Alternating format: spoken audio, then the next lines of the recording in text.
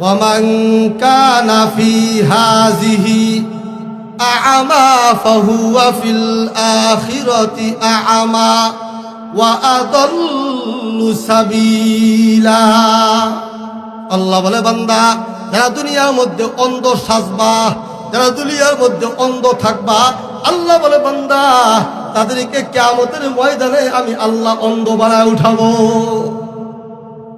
অন্ধ মানে এটা তো আয়াতের অর্থ বললাম, দুনিয়া যে অন্ধ থাকবে পরকালে সে অন্ধ হয়ে উঠবে। অর্থ কি?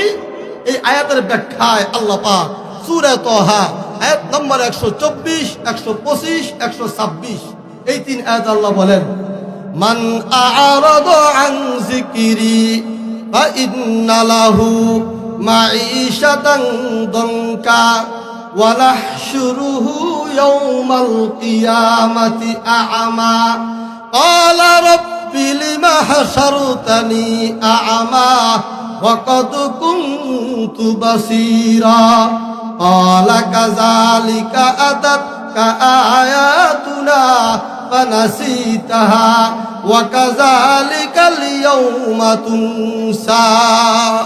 ভালো করে বুঝবেন, আল্লাহ রাব্বুল বলে বান্দা তোমাদের সামনে যখন কোরআন পেশ করা হবে, শরীয়ত পেশ করা হবে, কোরআনের বিধিবিধান পেশ করা হবে, দেখবেন বহু মানুষ সব জায়গায় ইসলাম মানে, সব জায়গায় কি ইসলাম মানে, কিন্তু একটা জায়গা আছে যেই জায়গাটা হলো রাজনীতি।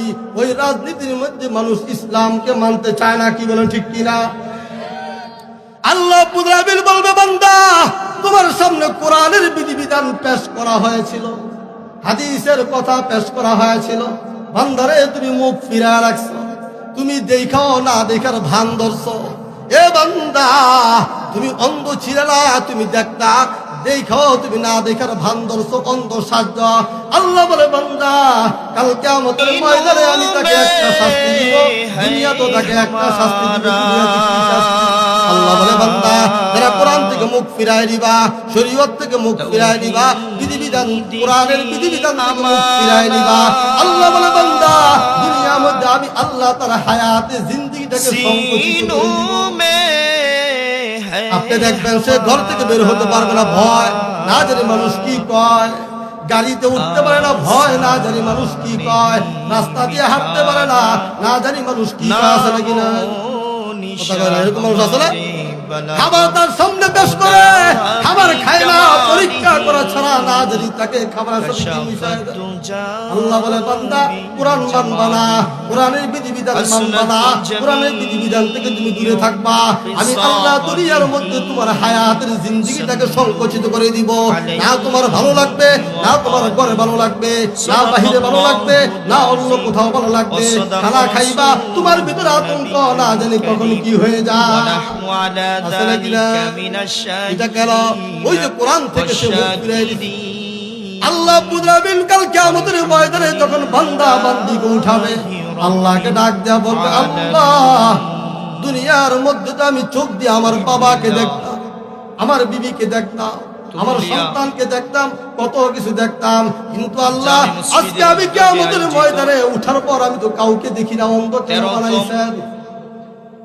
আল্লাহ বলে বান্দা দুনিয়ার মধ্যে উলামায়ে কেরাম তোমার সামনে ইসলাম পেশ করেছিল, প্রধান অধিবেশনে হাদিস পেশ করেছিল, শরীয়তের বিধিবিধান পেশ করেছিল, তুমি শুনছো, শুনেও না শোনার ভান ধরছো, দেখছো, দেখো না দেখার ভান ধরছো। আল্লাহ বলে বান্দা দুনিয়ার মধ্যে তুমি আমি আল্লাহকে ভুলে গিয়েছিলা, আমি আল্লাহ পাকের কোরআন ভুলে গিয়েছিলা, আমি আল্লাহ পাকের কোরআনের বিধিবিধান ভুলে গিয়েছিলা। এই জন্য আমি আল্লাহ আজকে কিয়ামতের ময়দানে আমি আল্লাহ তোমাকে ভুলে গেলাম। আল্লাহ বলে বান্দা ওই যে দুনিয়ার মধ্যে অন্ধ সাজ্জ, আমি আল্লাহ আজকে দুনিয়ার মধ্যে অন্ধ সাজার কারণে আমি পরকালেও আমি আল্লাহ তোমাকে অন্ধ বানায় উঠাইছি। এই জন্য আমার ভাইরা শরীয়তের বিধিবিধান যতটুকু সম্ভব আমরা পালন করবো ইনশাআল্লাহ।